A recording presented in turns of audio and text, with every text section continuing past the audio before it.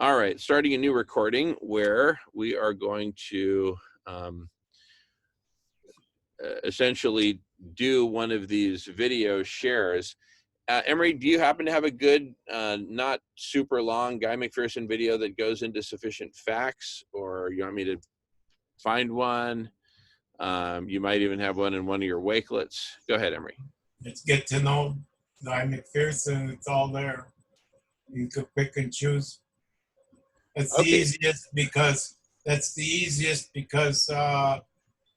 you have the link which points to get to know Guy McPherson, and there's a multitude of videos and interviews, information. Okay. Great. So let's put it to use. And Emery, just please stay tuned. I just need to take a quick second here. Yes, sweetheart. Love you. Love you, sweetheart. They advertised your conversation site. So awesome. Hopefully people will hop on over. Okay, beautiful, beautiful. Thank you. Thanks, Steve. Love you too. See ya. Okay, let me just make sure the, okay, I'm going to take off the waiting room so people can just pop right in. And Emery, if you could just keep an eye out for, we had some Zoom bombers earlier. But it's funny, they came just when I had stepped away into the other meeting, right? Which makes me wonder if they were kind of like monitoring the live stream and then found an appropriate moment to jump in. Anyway, maybe I'm just being paranoid. But anyway, so let me screen share here. And we're looking at, Danny, are you familiar with Wakelet? Wakelet. Anyway. What is it? No, I'm not. Apparently, I'm not. Okay, it's a platform for basically doing this kind of stuff. So this is like basically Emery's. This is essentially one of Emery's Wakelet pages, where and he can have various different topics. So let's just go get to know Guy McPherson. So let's click on Guy McPherson for 500. Da na na na da na na da na na na. Okay. Nature bats last. At the edge of extinction. Okay. Now here's the thing. I don't see how long these videos are. That's a series of 3 videos. The one that you just passed. Okay. But as you scroll down, you'll come across the more recent ones, and the ones that are at the top are older ones, but very, very much in effect, you know. Okay, let me try this first one. Answer. No, this is an hour long, but let's at least get it started. Okay. Oh, this is 2014.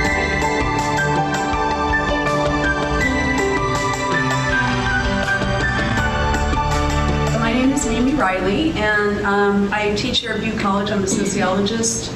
I created the Sustainability Studies program about 7 years ago or so, 8 years ago maybe now, and have been getting deeper and deeper into the convergence of crises that are facing our civilization. Climate change, for me, is really the #1 issue, and so that's why we've invited our guest speaker here today, and you're going to learn quite a bit from him.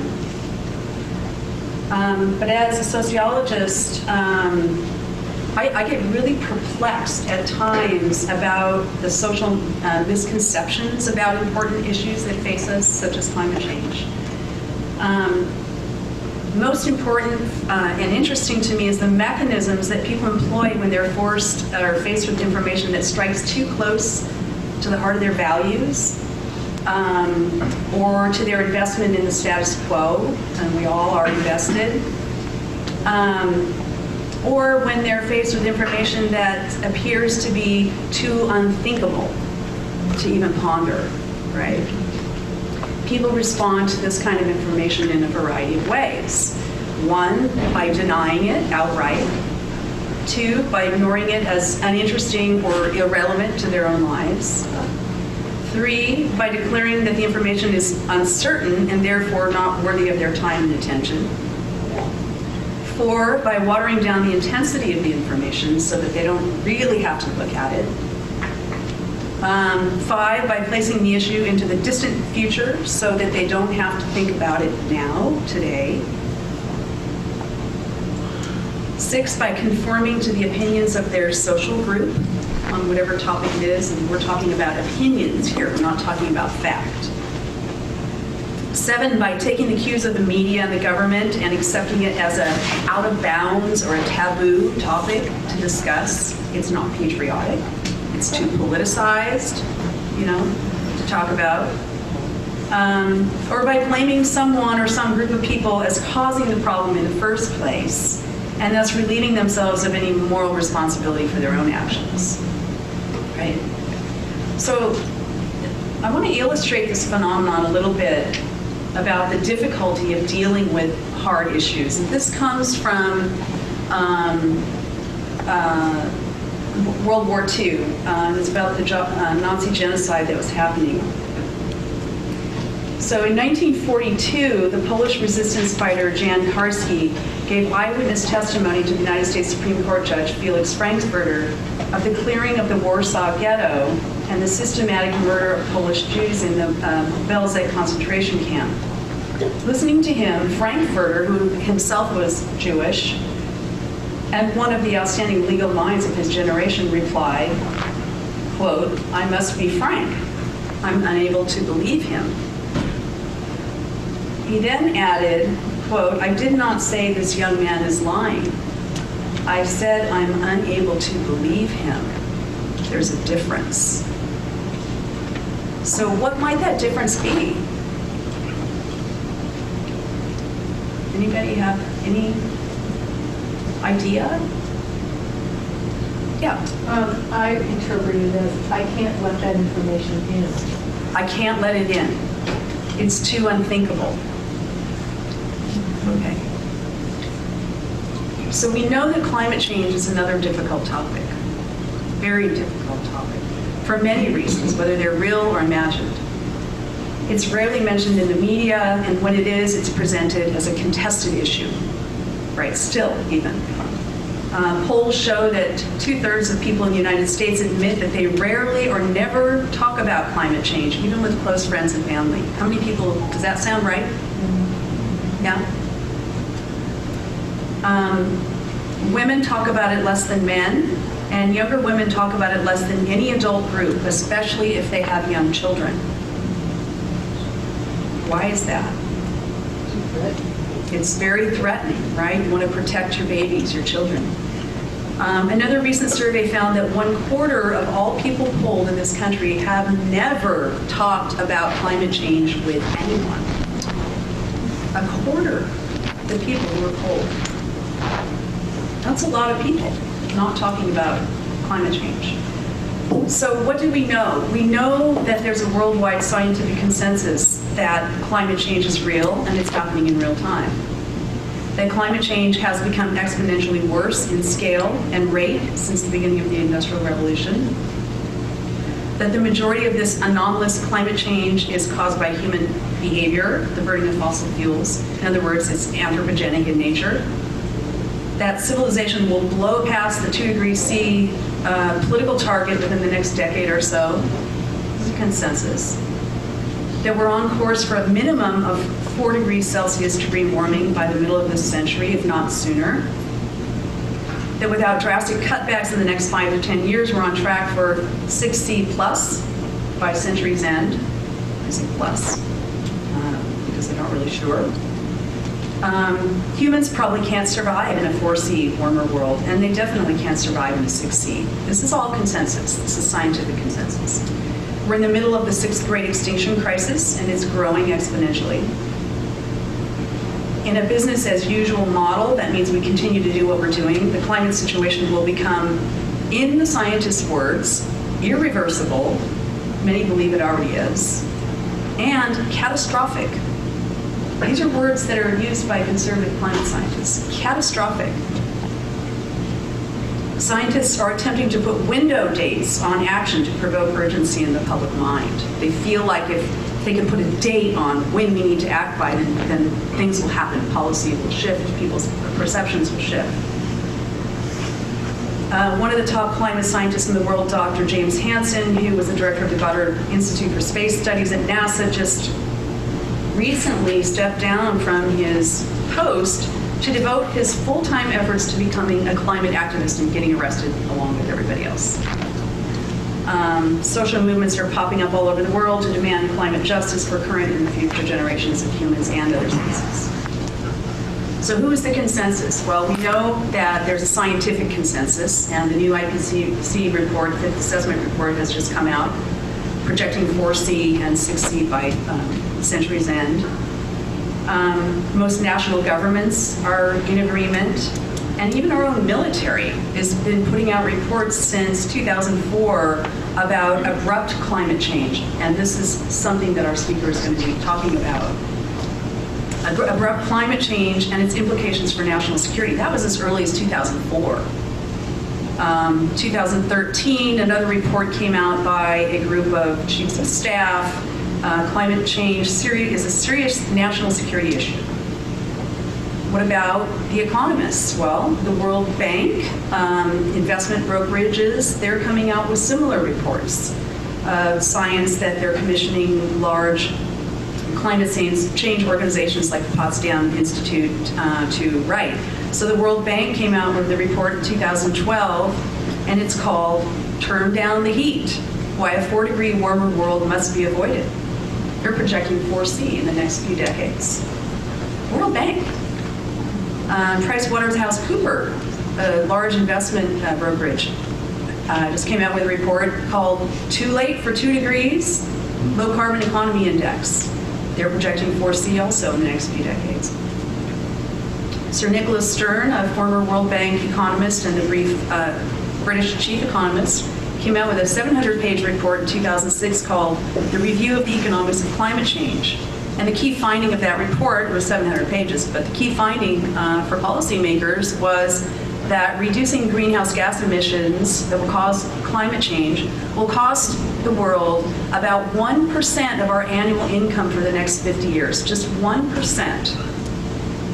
But if we don't do this, the annual costs from extreme climate events will rise to anything from 5 to 20% of our annual income indefinitely, right?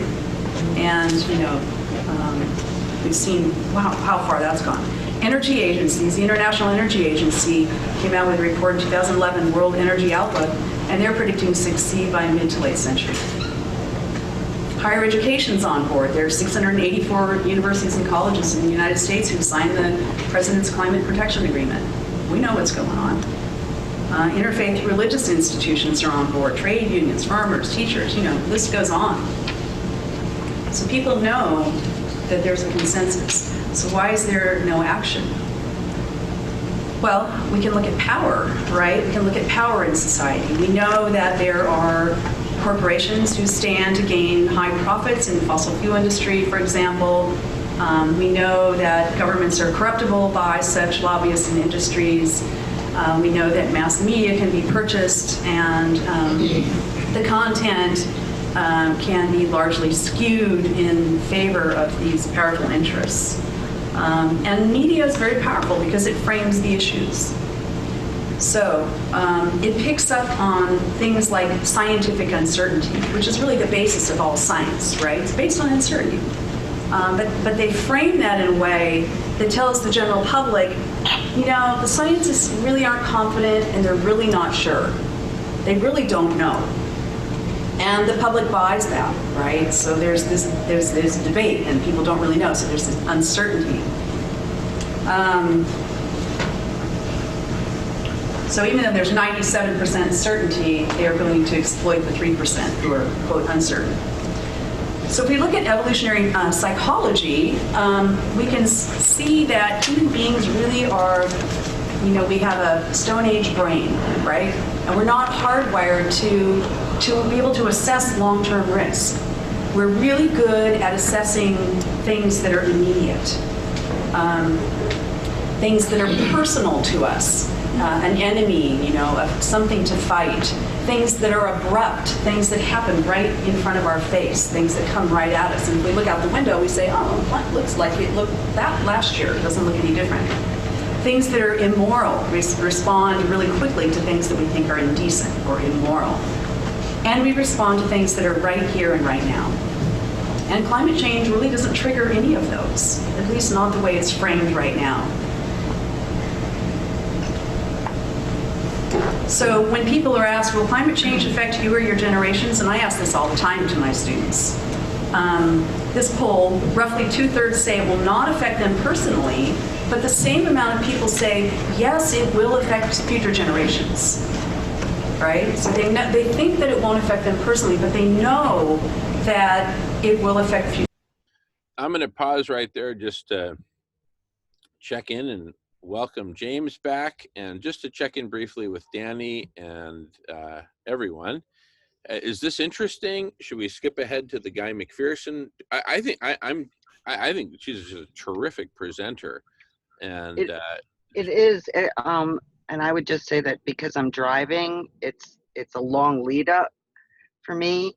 So I vote for skipping ahead so I can have a little taste of what he's about, and I'll do some more research later. Is that cool? Totally cool. Okay, going for it. Okay. Here we go. Thank you, man. Yeah, totally. Okay, now I just need to, I think I need to, okay, sorry, I just need to do some technical cleanup here. No big deal. There we go. Okay. And so.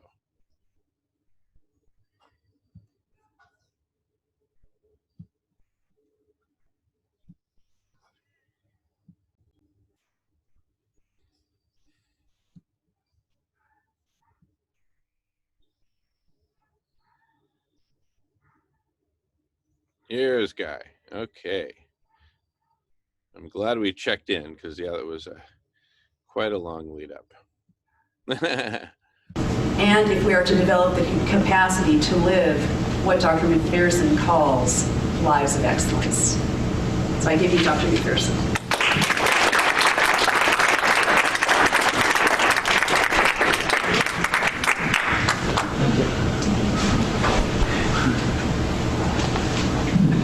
Thank you, Mimi. Thank you all for coming. When I was a kid, and you gotta love a story that starts like that. When I was a kid, we got most of our news from the newspaper, the local newspaper, and from television and radio. Anybody remember radios? Is it just me? Yes, all right. So, I'm going to pause long enough to welcome Elizabeth, or at least her iPhone. Just kidding. Welcome, Elizabeth. Thank you for the welcome. Yeah, and we are recording. I'm going to pause recording